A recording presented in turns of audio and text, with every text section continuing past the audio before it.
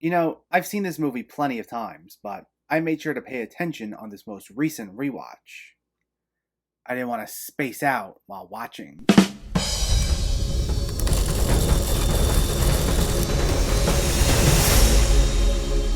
What's going on, everyone? Welcome back to my channel. With the upcoming release of Space Jam: A New Legacy, I first wanted to talk about the original film, 1996's Space Jam. Before we begin, let me know in the comments what your thoughts on this movie were, if you already saw it, or if you were planning on seeing it, and make sure to hit that thumbs up button if you like these reviews, as it helps me out immensely by getting my channel out there. And if you're new here, I hope you consider hitting that subscribe button so you can stay up to date with reviews of new releases, older films, hidden gems, and so much more on a near daily basis. But let's jump right into it and let's talk about Space Jam. This finds the Looney Tunes seeking the aid of retired basketball champion Michael Jordan in a desperate attempt to win a basketball match and earn their freedom.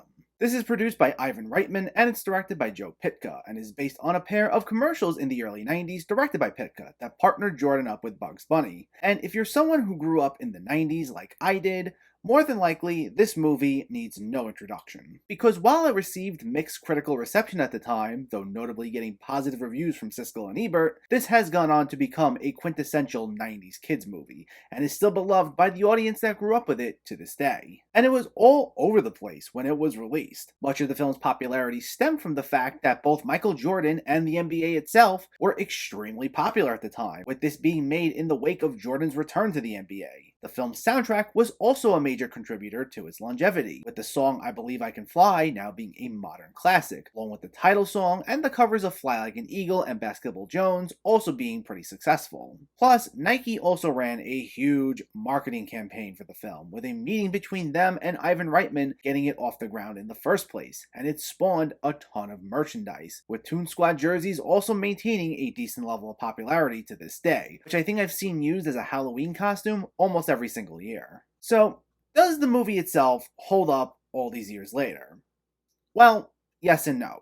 I think the movie's still a good bit of fun overall, but it's also a film primarily fueled by nostalgia at this point. If you missed out on its initial popularity back in the 90s, I think you can still appreciate it to a degree, but nowhere near as much as those who grew up with it, especially since it's a film that embodied 90s pop culture, between the wardrobe, visual style, and the references it made. Though I'd also totally get if you said you didn't like this movie altogether, because it does have its problems, which I will get to in a bit. But let's start with some positives.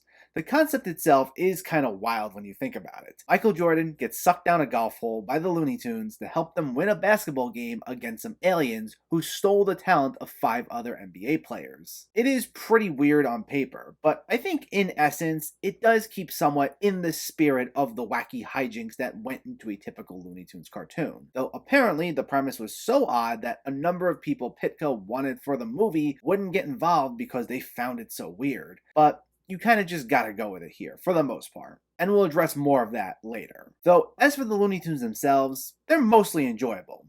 Interestingly enough, a number of the voice actors for them here were not the regular voice actors who took over the characters in the wake of Mel Blanc's death, with some such as Joe Alasky and Jeff Bergman not being brought in for this. Apparently this was due to Ivan Reitman, who apparently had much more control over the film than initially led to believe, wanting to make this as perfect as possible, so he put some of the voice actors through rigorous auditions to make sure they fit, despite the fact they were already voicing these characters. But the likes of the great Billy West, D. Bradley Baker, Bill Farmer, and others, including returning Golden Age voice actress June Foray, all did a fine enough job with the characters, and the animation style gave way for a number of fun visual gags that were in the same spirit as their classic routines. Plus, you have Danny DeVito as the villainous Swackhammer, who gets a few moments, though still not enough in my opinion, to ham it up with his over-the-top sinister delivery, making for one of the film's major highlights. And the film's extensive blending of live action and animation, while by no means new at the time, was pretty groundbreaking, at least in terms of just how refined it was. Much of the film takes place with Michael Jordan in the Looney Tunes universe, and it was filmed with Jordan on a 360-degree green screen set,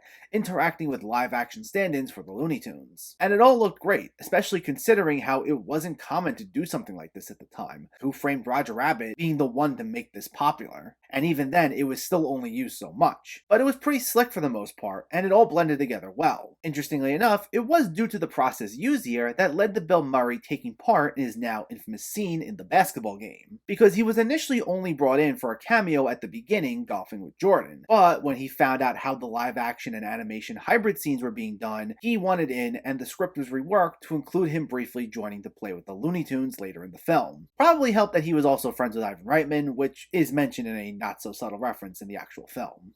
Now, despite not being the star of the movie, this is easily one of the films that contributed to Bill Murray's cult following, especially by this generation of audiences. And he is one of the best parts of the movie, as is Wayne Knight as Stan Podolak, the baseball publicist who follows Jordan everywhere he goes. A role, by the way, that was initially supposed to be for either Michael J. Fox or Chevy Chase, which I didn't even realize till recently. And while some have called him annoying at times for being like a typical clumsy sidekick, I always thought he was a blast, especially as he had one of my favorite exchanges in the entire movie.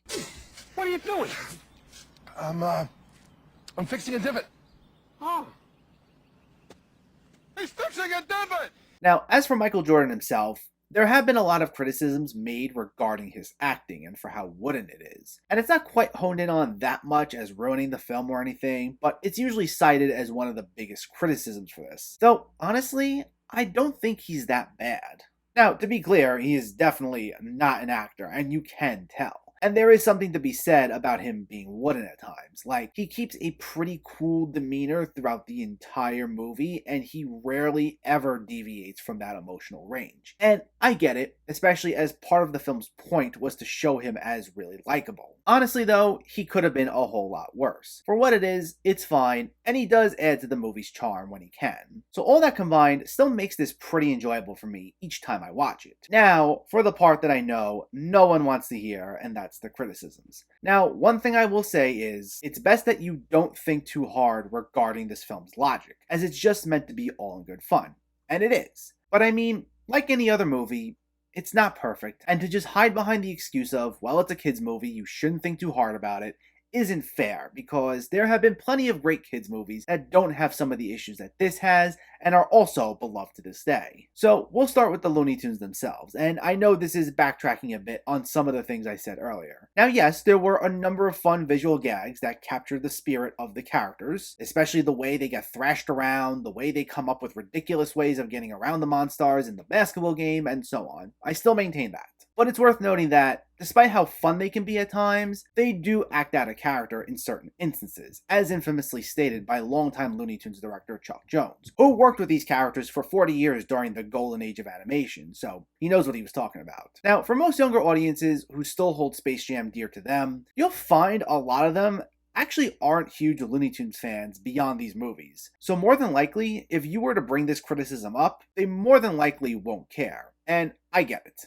However, I did grow up watching a ton of the classic Looney Tunes shorts, and to me, they are top tier cartoons. Like, as great as a lot of modern animation is today, it is very hard to top the classic Looney Tunes shorts. For the most part, they still hold up really well, and I love them. I even got back into watching them again while being stuck at home through most of 2020. And as someone who does have some attachment to those shorts, there is something to be said regarding Jones' criticism. And something to keep in mind is that the movie is relying heavily on the fact that you have some general understanding of who the Looney Tunes are, as their introduction here is simply Swackhammer seeing the classic cartoons on TV before we get into the swing of things. More on that shortly as well. But in most of those classic cartoons, you'll notice that much of the back and forth with these characters involves them, particularly Bugs Bunny, going up against pretty stacked odds to get what they want, or trying to outsmart their enemies, whether it be humans, other animals, or aliens, or whatever. And they don't back down easily, like they keep going. The fact that these aliens have essentially the same technology as Marvin the Martian, and all the Looney Tunes are willing to give into them within seconds, or will at various points admit defeat quickly, is kind of baffling. Honestly, it's even baffling that they go through with this elaborate basketball game rather than just trying to attack them or something. I also do find it somewhat hilarious that we had a whole cartoon where Bugs Bunny played every single position in a baseball game by himself. Catching,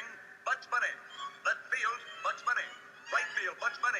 Pitching, Bugs Bunny. Third base, Bugs Bunny. Center field, Bugs Bunny. First base, Bugs Bunny. Shortstop, Bugs Bunny. Second base, Bugs Bunny. Yet here he needed the help of all the Looney Tunes as well as Michael Jordan in order to beat the Monstars, which requires less players. I know they needed to find a way to get some conflict going that would last 90 minutes. And again, I know most people who aren't big Looney Tunes fans otherwise probably won't care, but I think it's worth saying. Speaking of that runtime, that's probably my biggest issue with this movie overall. It is way too short given everything that happens here. Like, I didn't even fully realize until this most recent rewatch just how quickly it goes through everything. Like, for example, I didn't realize how we're on Moron Mountain, where we're introduced to all the villains, for just under 2 minutes before cutting to the next scene. And the next time we see these characters, they're going after Bugs Bunny, which itself only lasts for like another minute or so before jumping to the next thing. And it's not just with them, but with everything. And you realize how you actually spend such little time with each of these characters in every scene. Even Lola Bunny's memorable introductory scene is literally a minute. Like, she shows up, does a quick one-on-one with Bugs, and leaves in about 60 seconds flat.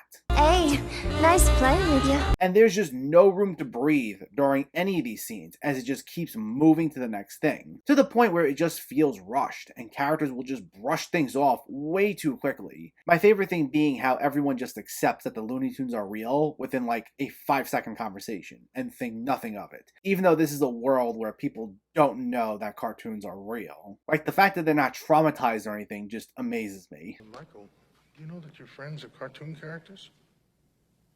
Yeah, so? No, it doesn't bother you, it doesn't bother me. I get that the movie doesn't want to get too hung up on these sort of things, but it was pretty noticeable how everyone just blindly accepted everything, or doesn't question anything here. Though, in that same spirit, let's move on. Lastly, I do want to talk about how the way that the other NBA players act when they get their talent stolen by the Monstars never really sat right with me. I do get that part of it's supposed to be for laughs, and it was really meant to exaggerate how bad they are at playing, but not talented doesn't necessarily equate to not knowing how to play altogether. Like, the best example being Charles Barkley when he first gets his talent stolen, just waving his arms like he doesn't even know where he is. And that's how it's all portrayed. And I thought that was a little ridiculous. I think that could have been conveyed a little better, even if there were some funny moments. I also want to make it clear that the things I liked about this movie still outweigh what I didn't like, and I am not here to tell you that the thing you liked growing up is bad or anything. I know it can be a touchy subject to go too hard on movies that we grew up on. I am just trying to be fair, pointing out the things that I disliked against the things I liked, the way I would for any other movie. Again though, like I said, at the end of the day, it's still fun for what it is, and in some regards, it's best not to think too hard when it comes to this film's logic. Space Jam is definitely a product of its time. It's a movie that screams 90s, and as someone who grew up when it was popular, I still enjoy it for what it is. It's a bizarre premise with wacky gags, fun pop culture references, a top-notch soundtrack, and enjoyable appearances by Wayne Knight, Danny DeVito, and Bill Murray. That being said, it does have its problems, mainly that it can move too swiftly for its own good, and not every decision made was clearly thought through. And for those who grew up with the movie, the nostalgia is strong enough for them to overlook a lot of its flaws. For those who didn't grow up on it though, you may still enjoy it for what it is, though maybe not quite as much. Space Jam gets a 7 out of 10. So I rated that one on a curve. I know it has its problems, and those problems are very noticeable once you get over the nostalgia, but I can still have a good enough time with it. Though again, I will say, I don't think you'll enjoy it nearly as much if you missed out on it at the time, because that's mostly what fuels its popularity by this point. But hey, I could be wrong there. Though before my review of Space Jam: A New Legacy, I did want to talk about one other film first, in what was originally meant to be the proper sequel to the film, 2003's Looney Tunes Back in Action, so stay tuned for that coming soon. But in the meantime, let me know, did you see Space Jam, or are you planning to see it, and what were your thoughts? Does it still hold up for you all these years later? What's a movie that's very nostalgic for you that you still love? Let me know in the comments below so we can discuss. Also, if you enjoyed this video, please like it and share it, and for more movie reviews and film discussion, please make sure to hit that subscribe button to stay updated. Thanks for watching everyone, and keep having fun with film.